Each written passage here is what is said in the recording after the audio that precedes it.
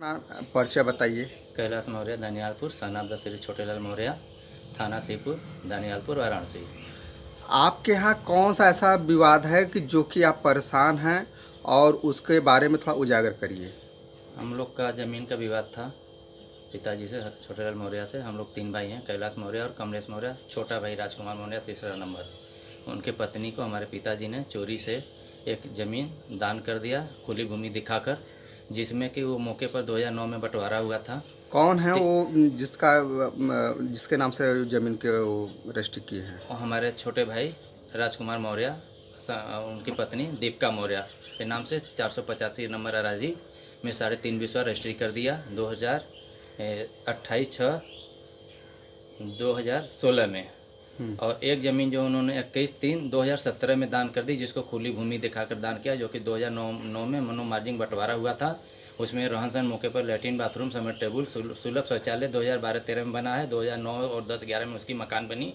उसके बावजूद उन्होंने चोरी से दान कर दिया। उसी दान को हावी है लेने के लिए ज़मीन के पर्पज पर 3 लड़के को रेप में ब्लाउज साया फाड़ने के लिए फंसाई और नाकाम होते हुए फिर अपना वो केस लगाई। केस धारा वापस भी ले ली। उसके धारा को मैंने जांच करवाने के लिए मैं मीडिया बुलवाया।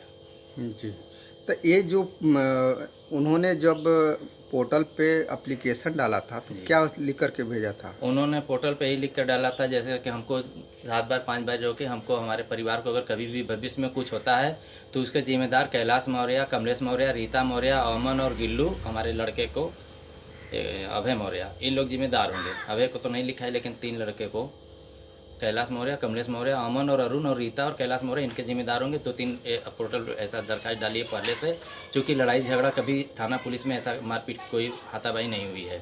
लेकिन ये पोर्टल पे ये चीज़ डाली हुई है अपने बचाव के लिए या अपन ज़मीन हड़पने के लिए कि कभी मारेंगे तो हमारा शरीर के हमारे तरफ से सेफ्टी रहे हम लोग, इसलिए वो ऐसा है वो पोर्टल पे पहले से डाल रखा था। लेकिन हम लोग की बात विवाद कभी आज तक लड़ाई झगड़ा तू में नहीं हुआ। हाँ, बंटवारे के लोग की चाइन हमेशा होते रहता है। अब पिताजी ने चोरी से जब रजिस्ट्री दान किया 2016 में, 21/3/2017 में दान किया और 28/6/2016 में रजिस्ट्री किया। और 2018-19 में जब हम लोग को पता चला तो हम लोगों ने बात विवाद वो करती रही। ज़मीन बाउंड्री वाल कराने के लिए बार बार पुलिस बुलाते रही।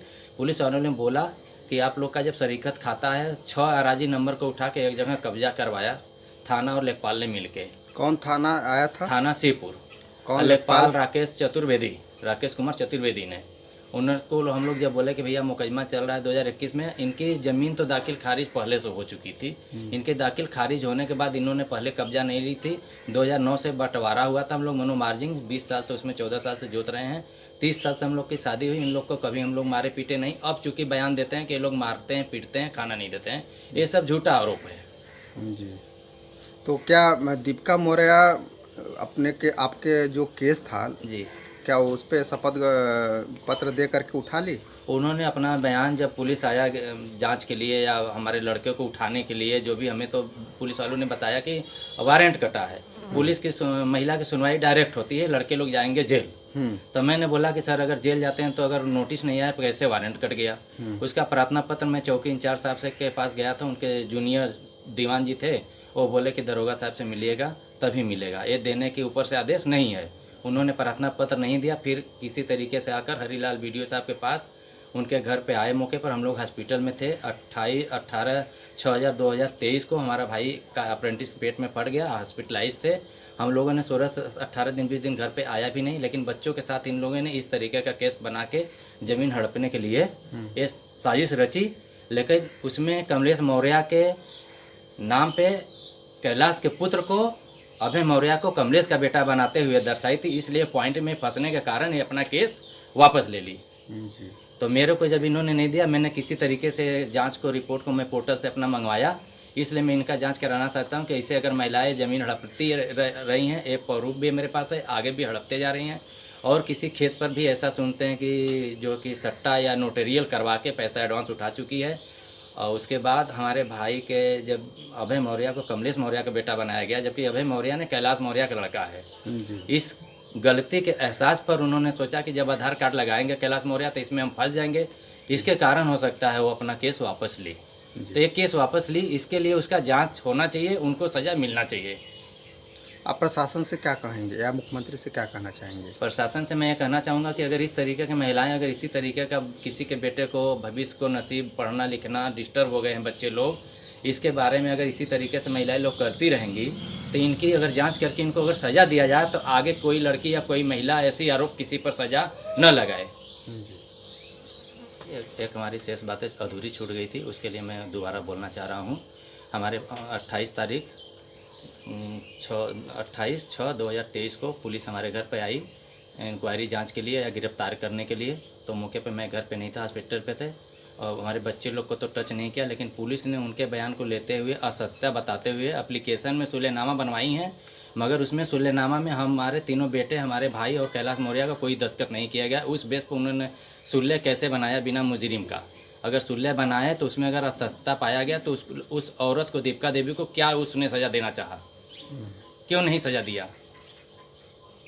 तो इसके लिए आप एप्लीकेशन डाले उसके खिलाफ? नहीं सर, हम लोग तो, हमारे भाई इतना व्यस्त था कि उसका 3 बार पेट ऑपरेशन हुआ हॉस्पिटल में और ब्लड की भी कमी हुई, तो मैं अकेले के कारण इतना व्यस्त था कि आज मेरे को मौका मिला तो मैं मीडिया तो बुलाने के लिए बहुत पहले सोचा, लेकिन मेरे पास इतना फुर्सत नहीं था कि पहले भाई का ज़िंदगी देखें या ये देखें। खाली होने के बाद, मौका मिलने के बाद मैं ये चीज़ को अपनाना चाह रहा हूँ कि इसकी सच्चाई हो, आगे भविष्य में किसी पूरे परिवार को भी बोलती है कि हमारा भाई बोलता है कि हम सभी बच्चों को ऐसे ही फंसाएंगे।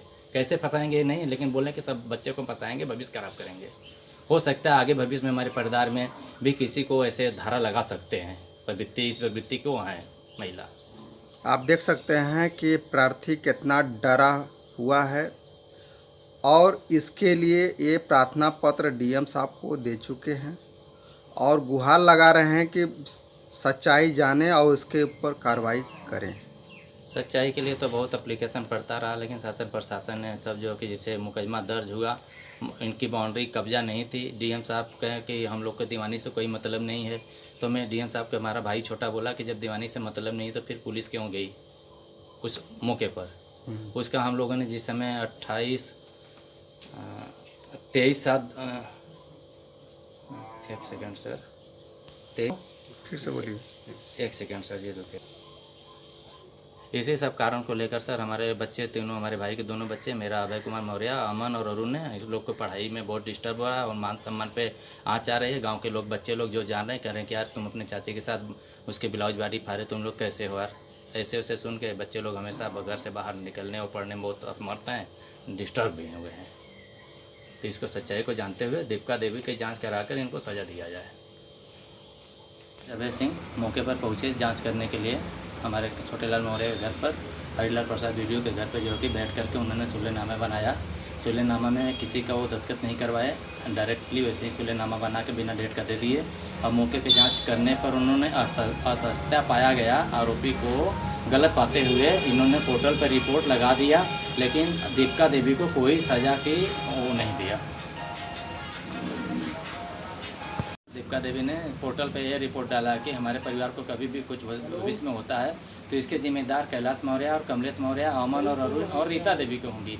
तो भविष्य में कभी अगर इनकी बुराई भलाई किसी को, इनके साथ कोई घटना घटती है तो क्या ये हमारे परिवार के, हमारे कमलेश मौर्य और कैलाश मौर्य, रीता देवी और अमन कुमार और अरुण ये जिम्मेदार बनेंगे? यही शासन का ये है नीति।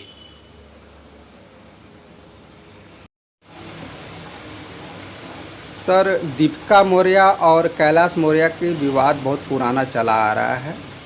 उस विवाद के बारे में आप प्रधान भी रह चुके हैं, इस समय आप पार्षद भी हैं। सर, उसके बारे में थोड़ा सा हमको, हमारे चैनल को बताइए, इस पर क्या हो सकता है? ये पारिवारिक जो है विवाद है, इसमें छोटेलाल के 3 लड़के हैं, कैलाश, कमलेश और राजकुमार। और इन लोगों की जो समस्या रहने को लेकर थी जो है, इसमें आबादी के ज़मीन में जो है वहाँ छोटेलाल को हिस्सा मिला और बगल में नंबर की ज़मीन थी 373, जिसमें जो है छोटेलाल के वहाँ तीनों लड़कों का हिस्सा था जो है। तो उसमें आपस में समझौता हुआ कि कमलेश वहाँ चूँकि मकान बना चुका था 373 में, और बाकी ज़मीन पर जो है वहाँ पे कैलाश ने मकान बनवाया था। बीच में राजकुमार जो है यहाँ आबादी वाले जगह पर जो है, गांव में जो आबादी की ज़मीन थी उसमें कमलेश और राजकुमार, ये दोनों का आपस में कॉम्प्रोमाइज़ हुआ कि हम यहाँ रहेंगे और 373 में कमलेश रहेगा, राजकुमार और कमलेश का हिस्सा लेकर। और चूँकि कैलाश से इन लोगों का नहीं उस समय सेटल हुआ, तो कैलाश अपना हिस्सा वहाँ लेकर और यहाँ लेकर दोनों जगह थे। और विवाद की शुरुआत जो है यहीं सबसे हुआ जो है। और बाद में एक रास्ता हम लोगों ने निकाल कर उसमें पंचायत किया, और पंचायत करके एक रास्ता निकाल दिया गया कि कैलाश को जो है यहाँ तनहा दिलवा दिया गया आबादी वाले मकान को। और वहाँ पर चूँकि विवाद हो रहा था उनसे लेकर, तो राजकुमार भी वहाँ रहना चाह रहा था, तो राजकुमार को वहाँ उसका हिस्सा दे दिया गया, दिलवा दिया गया। तो उसमें ये तय हुआ उस समय कि राजकुमार और ये कमलेश 373 महाराजी नंबर में रहेंगे और कैलाश जो है आबादी वाले मकान में रहेंगे। उसके एवज में जो है, जो मकान पहले से जो यहाँ बना था और वहाँ भी अर्धनिर्मित मकान था कैलाश द्वारा 373 में, तो सबका मालियत लगाते हुए उसमें जो है इन लोगों का पैसे का लेन देन, राजकुमार को पैसा दिलवा दिया गया कैलाश के द्वारा। और 300 स्क्वायर फीट ज़मीन जो है का अंतर पड़ रहा था, तो ये हुआ कि एक 485 अराजी है जिसमें ये लोगों का पिताजी का, छोटे लाल के पिताजी का हिस्से में मिला है। तो वहाँ पे ये हुआ कि कैलाश जब बंटवारा होगा तो कैलाश अपने हिस्से से कमलेश को 300 स्क्वायर फीट ज़मीन दे देंगे, सभी बच्चों को बराबर बराबर हिस्सा हो जाएगा और सब अपनी जगह रहेंगे, कमाएंगे खाएंगे। लेकिन इसी बीच में जो है, अब दीपिका क्योंकि अपने ससुर के साथ रहती थी, उसका राजकुमार अपने पिता के छोटे लाल के साथ ये सब रहते थे। अब छोटे लाल ने जो है बीच में दीपिका के नाम से ज़मीन कुछ तनहा बैनामा कर दिया। विवाद की शुरुआत वहीं हुई, लड़कों ने विरोध किया, कैलाश ने विरोध किया और उनके दोनों बच्चों कमलेश ने। तो इनके जो परिवार था वहीं से इनका विवाद और बढ़ता गया, और उसी में जो है ये सब चीज़ें जो है दिन प्रतिदिन इन लोगों का विवाद बढ़ता गया। और हम लोग तो भाई समझाते गए कि नहीं, यहाँ आप लोग जो है अपने अपने हिस्से पर रहें। लेकिन इसमें सबसे बड़ी गलती इनके पिता छोटे लाल ने किया, जिन्होंने कि जाकर जो है एक बहू को तनहा जो है जो भी उन्होंने हिस्सा दिया दान कर दिए। हाँ जी, वो तीनों बेटों का हक था, लेकिन इन्होंने अलग से उसको जो है अपने हिस्से में बैनामा कर दिया।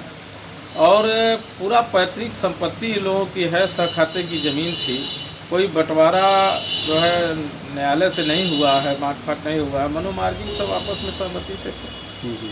लेकिन उसी को लेकर कैलाश द्वारा आपत्ति की गई और बैनामे में भी आपत्ति की गई।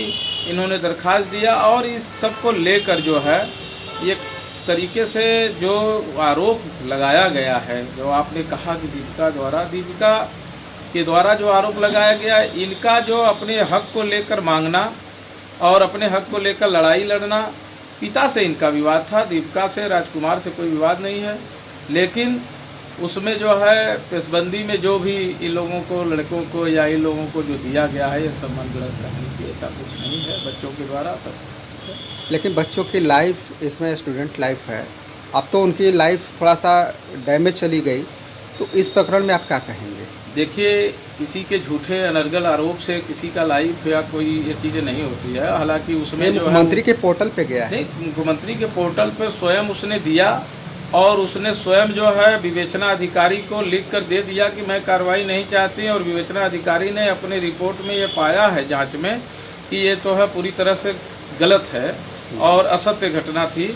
तो ये चीज़ अब ये कानून को भी देखना चाहिए, विवेचना अधिकारी को भी सोचना चाहिए कि इस तरह के गंभीर आरोप अगर किसी महिला के द्वारा अपने परिवार के किसी सदस्यों पर लगाया जाता है और जो उसके भतीजे लगेंगे रिश्ते में, तो ये तो जो है उसके खिलाफ कानूनी कार्रवाई होनी चाहिए कि इस तरह का जो है भविष्य में कोई कदम न उठावे। संपत्ति को लेकर अगर कहीं विवाद होता है तो आप संपत्ति को लेकर न्यायालय जाइए, कानून की बात जो है कानून से उसका निदान करवाइए। ये नहीं कि किसी के खिलाफ इस तरह की साजिश रचकर जो है किसी के लाइफ के साथ खिलवाड़ करें, मर्यादा के साथ खिलवाड़ करें, ये बिल्कुल गलत है और मैं इसकी निंदा करता हूँ और इस तरह से जो है नहीं होना चाहिए। और मैं इस संबंध में बस इतना ही कहना चाहूँगा कि भगवान सद्बुद्धि दें। अभी अगर छोटे लाल को लगे कि नहीं हमारे 3 पुत्र हैं और 3 बहुएं हैं, तो तीनों को बराबर का हिस्सा देकर समानता का व्यवहार करें।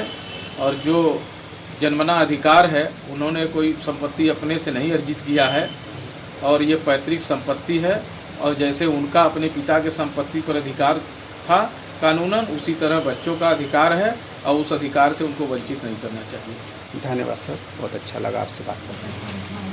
अंगूठा ना लगत हो तो आँख वाला भी तो स्कैन करल न, तो उसे भी दे लन न।